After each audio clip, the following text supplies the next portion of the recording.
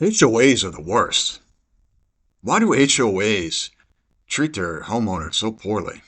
Now, if you're living in an HOA community or even thinking about moving into one, you need to hear this. Tough.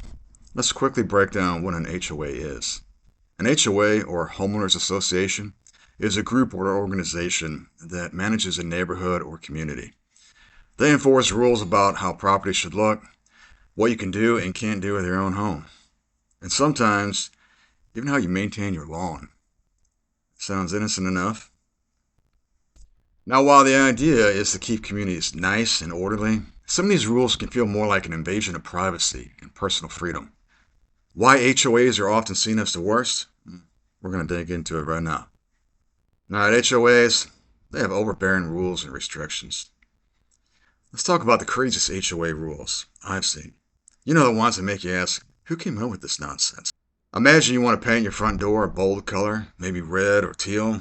You think, it's my house, I can do what I want. Surprise, your HOA has a rule that your door can only be a neutral color. Not red, not teal, not even a nice blue. That's just one example. Some HOAs even dictate things like what color your mailbox can be, or how tall your grass is allowed to grow. It's like you're living in a neighborhood where you need permission slip for everything. And to me, you buy your own house, you should be able to do what you want. Don't even get me started on the fines. Want to put up a small fence in your backyard? You'll need the approval from the HOA. Miss a tiny detail in the approval process. Here comes the fine. They want to nickel and dime you. I know a couple people who have gotten fines for things like inadequate lawn maintenance. I've been there myself. Back in the day, I remember how picky they were. And we're talking about a single dandelions in your yard. They're calling that weeds, and they want you to provide some type of weed service.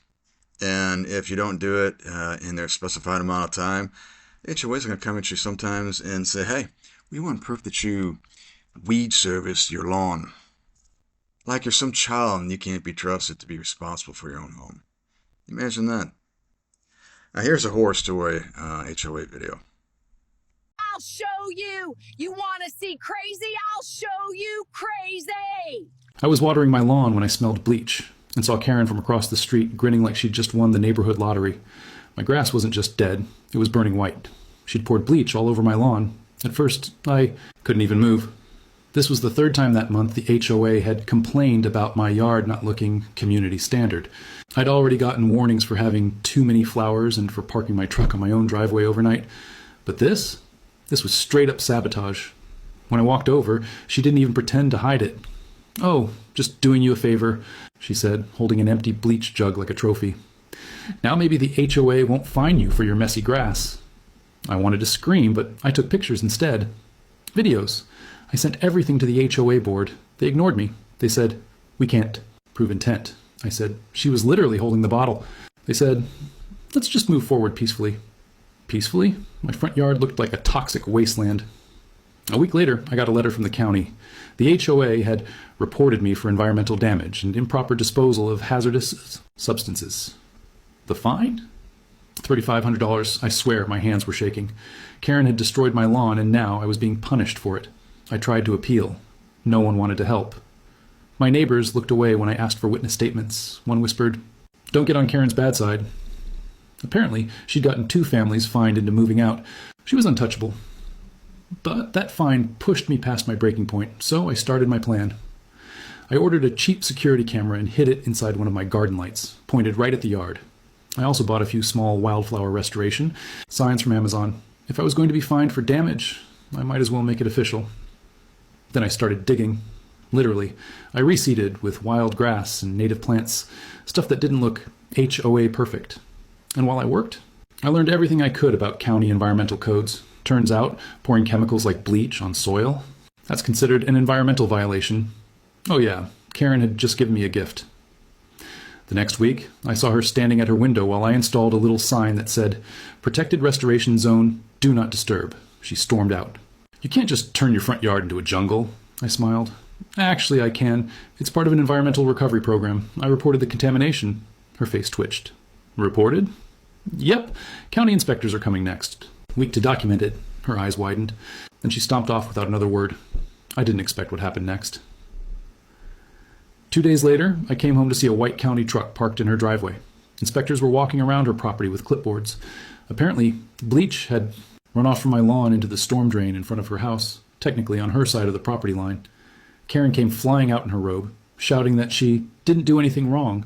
But the inspectors had my videos, my time-stamped photos, and now lab tests showing bleach in the soil.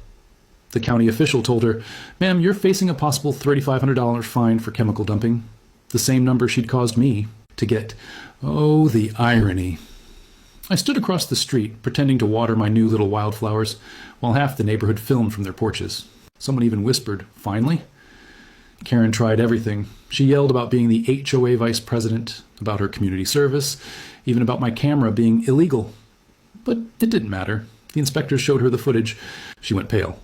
When they left, she stomped across the street and pointed a finger at me. "You'll regret this." I said, "I already did. Now it's your turn." Within a week, the HOA board temporarily suspended her position pending investigation. Then the county posted a big orange notice on her lawn. Chemical violation pending. Cleanup. That was the day she finally shut her blinds for good. And me? I appealed my fine using the same county evidence they used against her. The investigator actually laughed when he saw the photos. "You were the victim," he said. The fine was dismissed.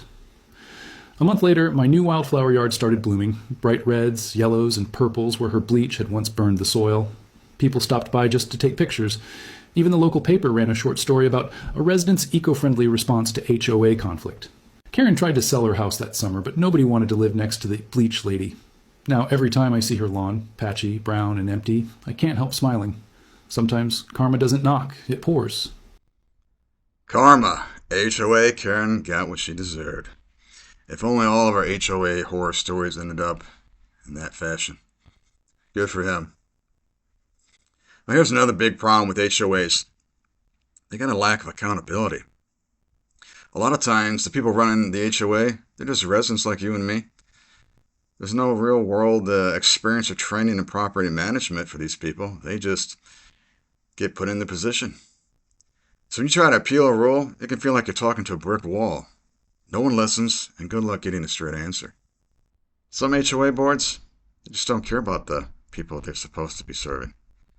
It's frustrating when you're trying to make a change, and they refuse to budge. The real problem with HOAs is that they cramp your style. You work hard to own your own home. You should be able to do what you want. But when you live under the thumb of an HOA, you start to feel like you're not fully in control of your own property. You might want to hang a flag, start a garden, or renovate your house. But an HOA might just come knocking and say, "Nah, not without our permission." HOAs, they're constantly breathing down your neck, monitoring every little thing you do. It's exhausting, as if you're a small child and you can't take care of yourself. So they got to come in and help little Johnny and little Sally along in their own house and how they're supposed to manage it. So what are your options? If you want to avoid an HOA, I know many of us do, there has to deal with. Luckily, not every community has one. You can look for neighborhoods that are non-HOA, or even go for a rural property where you're free to do whatever you want with your own land. Imagine that. Unfortunately, new construction, most of it's HOA. It's pretty much a racket out there. If I were you, personally, no HOA. Not if you're going to own your own home. I mean, renting an HOA is a nightmare enough, but at least you know, hey, it's a rental. You can get out whenever you want.